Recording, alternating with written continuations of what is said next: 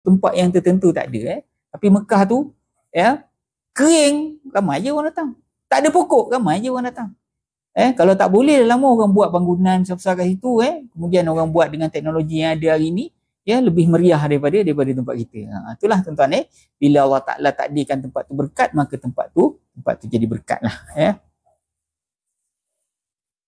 Nabi Ibrahim yakin yang Allah pasti memberkati tempat tersebut kerana perintah Allah dalam ayat sebelum menunjukkan ia akan dikunjungi oleh orang ramai. Masabatan tadi saya sebutkan, masabatan.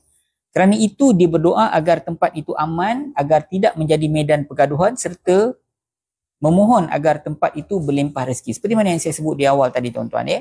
Bila tempat tu ramai orang, bila ramai orang tentulah banyak aktiviti kan. Jadi bila banyak aktiviti dekat situ, pergeseran manusia ni tentulah akan terjadi. Betul tak? Kalau tak ada orang, settle lah. Kalau sekadar Siti Hajar dengan Nabi Ismail aja dekat situ, itu pun kadang bergaduh lah tuan-tuan. Betul ke tidak? Kita anak kita 3 orang je, kan? 4 orang je, 5 orang, tapi bergaduh tak berhenti. Sebahagian orang lah. Sebahagian orang bergaduh tak berhenti-berhenti kan? Bergaduh tak berhenti. Kita dengan bini kita tuan-tuan, kadang-kadang lah, saya tak adalah, tuan-tuan mungkin tak ada, tapi bergaduh je, tak apa-apa dah, kadang benda-benda kecil je. Bini pula suka provoke kan. Contohnya bang, dulu abang muda-muda ada girlfriend tak? Contohnya kan. Lepas tu dia tunggu, laki ni jawab apa mesti salah punya lah.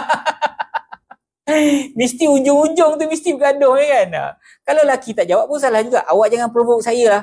Kan kalau saya salah jawab kan gaduh pula. Tak ada, abang jawab je lah. Ni mesti abang ada sembunyi sesuatu kat saya. Kita adik-beradik 2-3 orang pun bergaduh tuan-tuan. Dengan bini kita pun bergaduh. Bukan ramai pun bini, itulah seorang bini, itulah seorang lelaki kan, dia bergaduh kan. Jadi kalau ramai orang dengan macam kat Mekah tu tuan-tuan, takkanlah tak ada pergeseran, mesti ada, betul tak? Jadi Nabi Ibrahim ni dia sangat sharp tuan-tuan. Dia kata, ya Allah, nanti kalau ramai-ramai dekat sini, kan, pastilah ada pergeseran di antara dia orang. Tolonglah amankan dia orang tu, ya Allah. Tolonglah amankan dia orang tu. Jadi kat Mekah ni aman lah tuan-tuan. Adalah juga bergaduh kan. Zaman Rasulullah tu ada juga bergaduh. Tapi sebelum tu okey. Itu